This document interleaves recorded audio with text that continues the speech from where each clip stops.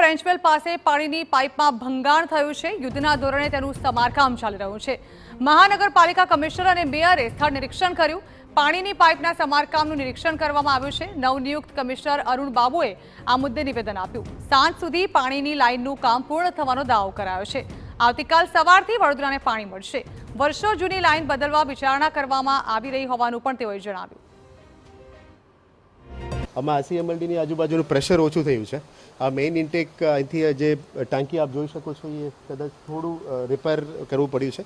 આખો રાત આપણે ટીમ જાગીને કામ કર્યું છે। હવે કલાકમાં પતી જશે એટલે પદાધિકારીઓ અને કોર્પોરેશનની ટીમ સાથે અમે આવીને જોવા આવ્યા હતા। કલાક પછી આ કામ પૂરું થઈ જશે અને અમે આશા રાખીએ કે સાંજ સુધી આપણે જે પ્રેશર સિસ્ટમ છે સિટી માટે અમે પૂરું પાડી છે। તો આવતીકાલથી કે સાંજ સુધી આજ સાંજે પાણી મળશે। તો સર આ લાઈન જૂની છે, વારંવાર આમાં ભંગાણ પડે છે, એને કઈ એ આપણે બોડી અને સ્ટેન્ડિંગ કમિટી સાથે પરામર્શ કરીને જે કરવાનું પગલાં લેવાનું રહેશે અમે લઈશું।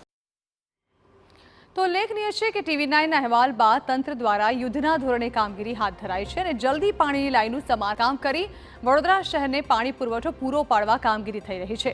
મનપા કમિશનરના જણાવ્યા મુજબ આવતીકાલ સવારે લોકોને પાણી મળતું થઈ જશે। હાલાકી નહીં પડે તેવો દાવો કરાયો છે। મહત્વનું છે કે પાઇપમાં ભંગાણને કારણે ઉત્તર દક્ષિણ અને પૂર્વ ઝોનના 7 લાખ નાગરિકોને અસર થઈ છે।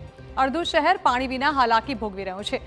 ત્યારે હવે જોવાનું એ રહ્યું કે આ કામગીરી ક્યારે પૂરી થાય છે।